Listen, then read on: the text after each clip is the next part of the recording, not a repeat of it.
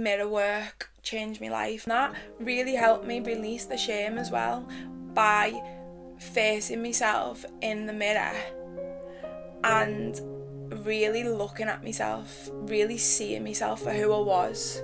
Not who I wanted to be, not who I wanted others to think that I was, not who was the girl on Instagram or the business or all of the things, but like, who am I really?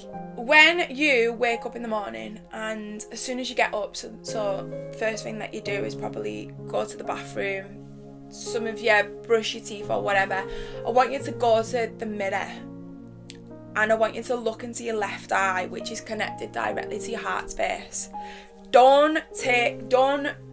Once you gauge with your left eye, don't move, because then that sends signals to the brain. You just want to stay focused on the left eye. And I want you to say it out loud, so not in your head. Like, don't just whisper it, like really say it. Say it as if you're saying it to like your mum or somebody you really love. And I want you to say those words, I love you. And say it 5 times. And feel into and have the awareness of the body, because the body holds the score. So feel into the body. What's the nervous system doing when you say those words? Can you even connect? Can you look at yourself? Do you feel stupid? Do you want to do it?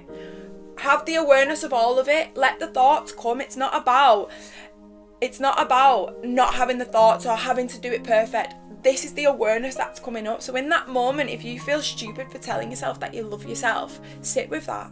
Whose is that voice? Because it's not yours.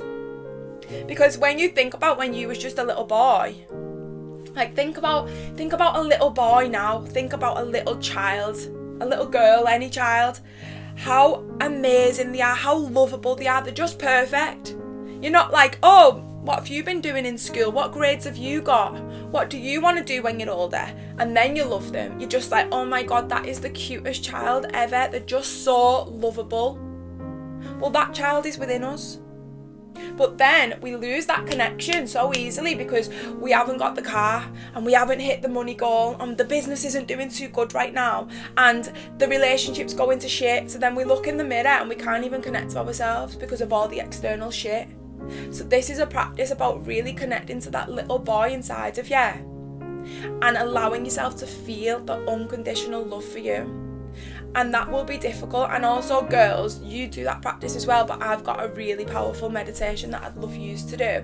But I remember when I first started doing mirror work and I could not look at myself. Oh, I hated it.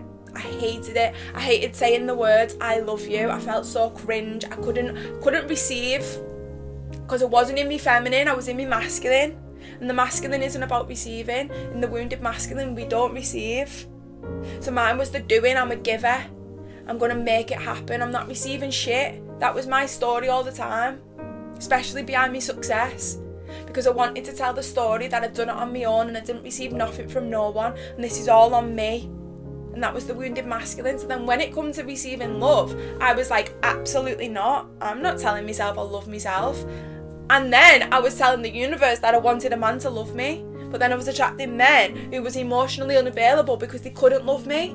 Because how can they love me when I don't love me? So they was reflecting back to me my wounds. So yeah, that's a really powerful practice for anybody on this call to do. Mirror work.